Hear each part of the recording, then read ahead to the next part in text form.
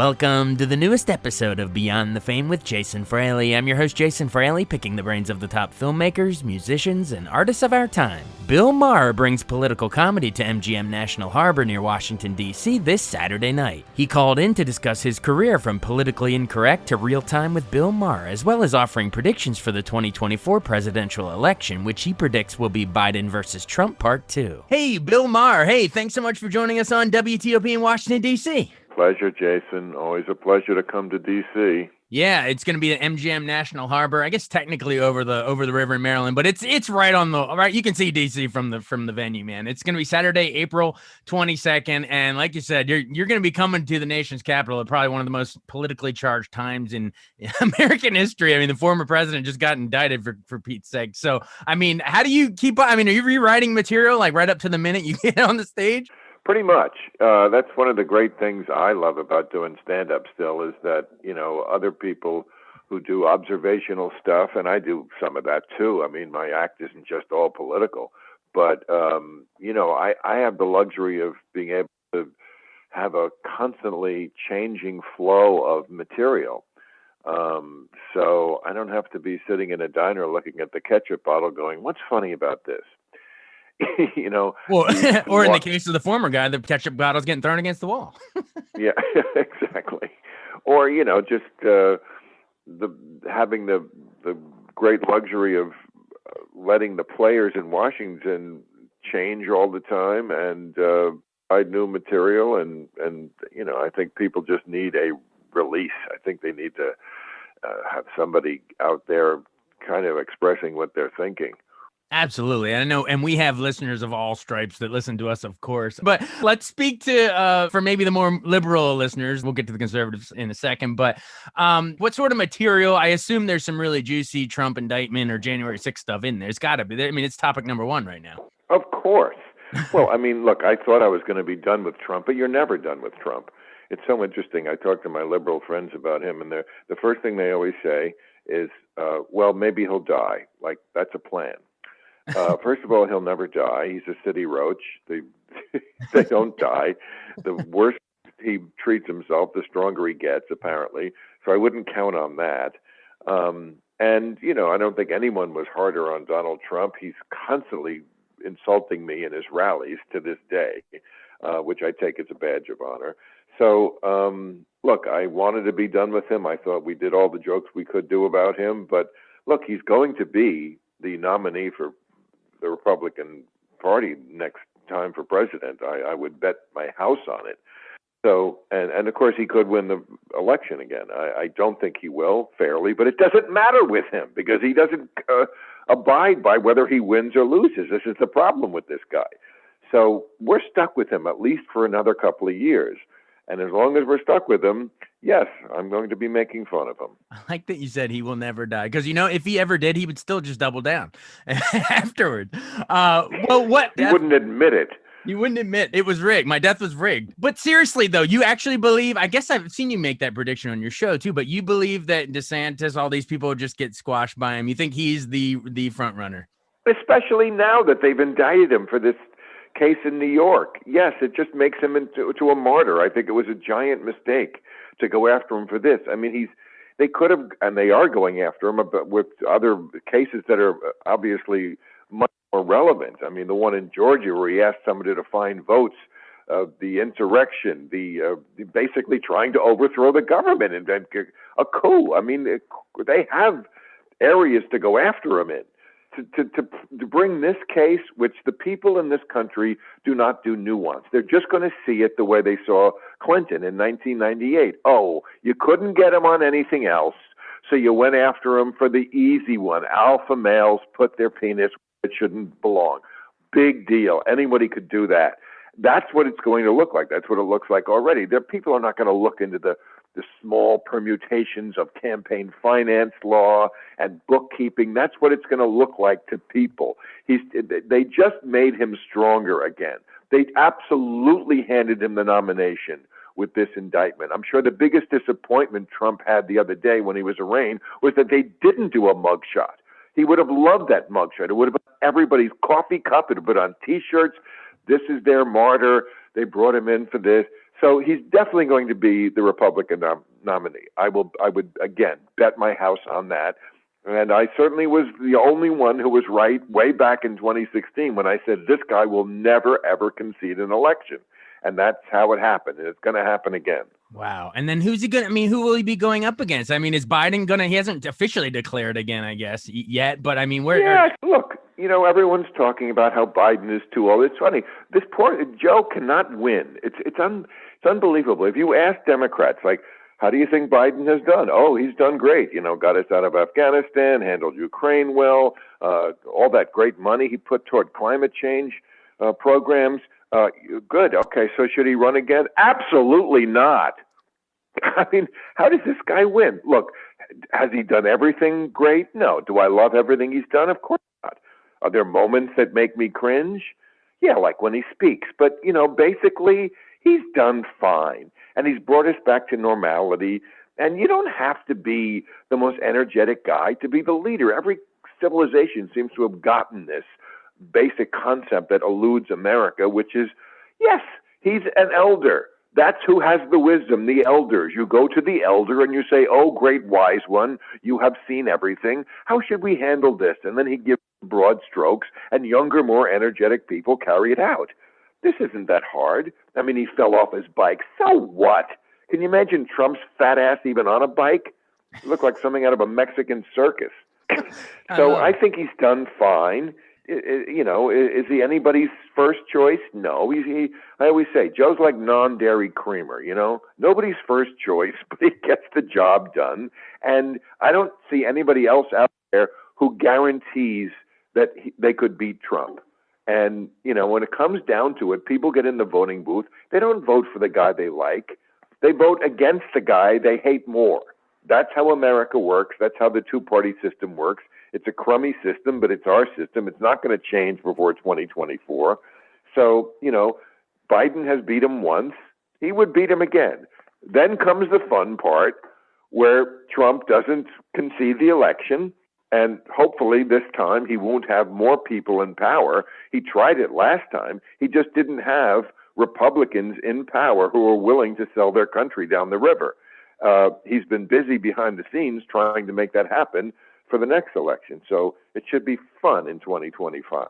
I think you just called it. Well, let's see if we do have some, maybe a couple conservative listeners here. What might they relate to in your act? Where do Democrats overreach in your mind that maybe becomes a part of your routine? Oh, plenty of stuff. I mean, look, people say to me all the time these days, in the last few years anyway, like, why do you make fun of the left more than you used to? Because you're more ridiculous than you used to be. Because we didn't have wokeness 5 years ago. Wokeness, which started out as something valid, it used to mean just alert to injustice, which we all are behind, or we should be. But then it became an eye roll. And it wasn't building on liberalism. It very often became the opposite of liberalism. There are colleges now who put out lists of words that you can't say, like, master bedroom, and peanut gallery, and white paper, and insane. You can't say insane. That's insane. Homeless, has to be people experiencing homelessness. Virgin. You can't say virgin. That's people experiencing not getting laid. I don't know what these people are thinking of, but there's just way too much identity politics, oversensitivity, victimization, pointless white self-loathing that doesn't help anybody or lift anybody up. Liberalism was about lifting people up. Wokeism seems to be about catching people at doing something. There's a lot to criticize and make fun of. And again, I'm a comedian. I know where the funny is. Well, speaking of where the funny is, I want to remind our listeners a little bit of your career trajectory. I know you're born in New York, but who were your comedy idols growing up? Were there anyone that really inspired you to get into this whole racket to begin with? Oh, absolutely. I mean, Johnny Carson, when I was a kid, people my age will remember he was the kind of the lord of comedy. And I tried to see that show every night, even if I had to sneak it because it was on late. And then as far as the kind of stand-up I do, that would be more like Robert Klein and George Carlin. I mean, they were the men. They were the guys back then. I mean, so there are different kinds of styles. On my TV show, I'm more Johnny Carson. But stand up, I'm more like Carlin and Klein. Or at least I try to be. Yeah. Didn't you start at what was that famous Catch a Rising Star in the late 70s? Yeah. You were like a host. Yeah. You were hosting there? Well, yeah, I started like in 1980. Really was my first real year in comedy. So it's been a while. Yeah, I mean, you wanted to be the MC because the MC was kind of City Hall. You know, I mean, that was the guy who made the decisions about who went on stage. You got all the stage time you wanted. You went on between every act. All we were looking for back then was stage time. You know, that's how you got better, the more time you were on stage. So, yeah, that was, oh my God, I'm sure that club doesn't even exist anymore. It's probably a honey baked ham or something right now, but it sure was a great place at a great time. I mean, that was when comedy clubs were ascendant in this country, when there was this new thing called the Urban Comedy Club. Before that, comics started like in the Catskills and stuff. I mean, that was the old Borscht Belt. But, you know, it just fostered a whole generation of different kind of comedy. And, yeah, and now there's zillions of them.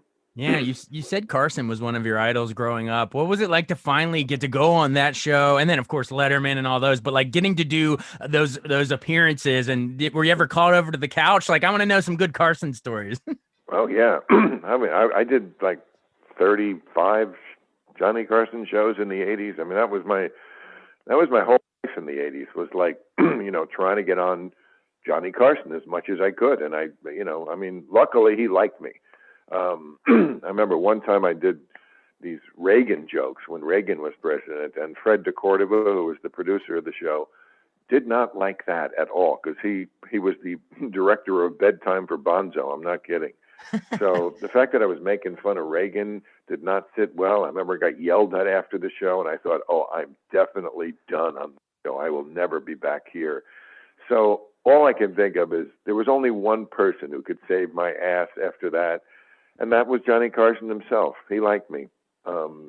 Yeah, I was on the couch, I don't know, dozens of times. And he liked it when you were a little cheeky, you know? You were never jumping on the couch, though, like Tom Cruise, though. No, that's a different show and a different era. Well, tell me about, how did Politically Incorrect come about? Because it was Comedy Central, and I guess ABC too, right? But I remember, the first episode was, it was Seinfeld and Robin Quivers, and it was a big Larry Miller. But how did that come about? Well, I mean, I had done mostly sitcoms in the 80s. When we started back then, we wanted to be on a sitcom. That was like the template for how you get going in show business. You do the Johnny Carson show a bunch of times, then people see you on the Carson show and they give you a sitcom, because we had seen that happen to Robin Williams and Roseanne and people like that. That was what they did back then. They molded a sitcom on your Freddie Prinze, another one, on your comic persona as a stand-up. So I did sitcoms in the 80s, and, you know, it was fun. I was 20s, you know, it was exciting. I was in California. I was in show business, you know. It really wasn't my destiny. So when that kind of came to an end, I had done 3 or 4 of them, and I didn't really want to be the office creep for the rest of my life. And all my sitcoms got canceled, so it wasn't really a problem I had. And I always knew I wanted to do something with news. So luckily, Comedy Central, which was new in the early 90s, was looking for some programming. They had nothing, and they were willing to listen to ideas. And so it just started. We had 0.2 of a rating, but we got a lot of press because it was new and it was different. Nobody had ever done a talk show where the host was giving his opinions. The template for all of them, Carson, Letterman, Leno, was always, you don't tell them what your political opinions are because you'll alienate half the audience. But I said, let's give it a try, because in real life, people can understand when they don't agree with you and still like you. That, by the way, is what this country needs to get back to, is understanding that you don't have to agree with everybody on anything or make them agree with you. Everybody needs to shut up in this country about their political opinions. 24/7, everything on Facebook. Stop arguing with people. You're not going to convince them anyway. And if you don't agree on everything, so what? It's a big country with lots of people who don't think like you. Get over it. And I think I proved that with Politically Incorrect. I gave my opinions first and foremost every show, and it didn't alienate the audience at all. We did very well. Even after we were canceled after 9/11, the ratings never went down. People still wanted to watch that show. And it was on ABC for 6 years after the 3 years on Comedy Central. So, people can hear things they don't agree with and still get along. We need to get back to that. That's my message for today. Oh yeah. And that brings us full circle then to I guess your show right after that was Real Time with Bill Maher on HBO. I'll never forget it. I guess it started in 2003, which I'm gonna date myself, but that was the year I graduated high school, just to give you an idea of the formative age that you started corrupting me on that. Oh, good. But Iraq War was around that time. I guess we had sort of the build up to Obama was about to happen in those coming years. So it was a very pivotal time in our country's history. But just talk about, the secret to success to keep that going. I mean, it's been the New Rules segment is like an institution of its own. But man, I mean, congrats on the run. How have you kept it going all these years? Well, I mean, we're in our 21st season. I mean, how do you keep it going? You work. I mean, look, I came to it with some things that I think other people weren't lucky enough to have, which is my father, a newsman, so news was always in our house. So I just, from the get-go, had that sort of in my blood. And, he was funny, and I was always wanting to be a comedian. I knew I was going to be a comedian when I was 8 years old. So funny plus news, it was sort of inevitable that I would do that. So I had that sort of experience in my background. And then by the time I got to do Real Time, I'd already had 9 years on Politically Incorrect. So I had a lot of experience there. And then, I'm a worker. I always was. I mean, you got to put in the time. I do a podcast now called Club Random, which I love. But it's the exact opposite of what my show is, in the sense that it's not really political. I do zero amount of preparation. I very often barely know who the guest is. I just sit and get high with people like I do in my real life. That's the opposite of Real Time with Omar on HBO. That's on a premium cable network. They pay me a lot of money to do it. And I put in the time. I mean, it takes like that ending you talked about, New Rules, with my editorial at the end. Just that editorial, which takes about 8 to 10 minutes to deliver. I probably put in 20 hours a week finishing it, writing it. So, I mean, there's no secret, perspiration. Absolutely. And New Rules is great. And I just want to give a shout out to your theme music on that show. It's badass. When that kicks in there, the bump, bump, bump, bump, what I mean? That's Green Day. Is it Green Day? Seriously? Green Day does our theme song, yeah. I never realized that. Well, there you go. Yeah. To all the American idiots watching, All right. Well, you've been more than generous with your time. Again, everyone, Bill Maher is coming to MGM National Harbor Saturday, April 22nd. Anything else you want to say? Invite him on out? No, you did good, Jason. I appreciate it. Thank you so much. Thanks so much for listening to Beyond the Fame with Jason Fraley. Our theme music is Scott Buckley's Clarion. Remember to give us a 5-star rating if you like what you hear. We'll see you next time.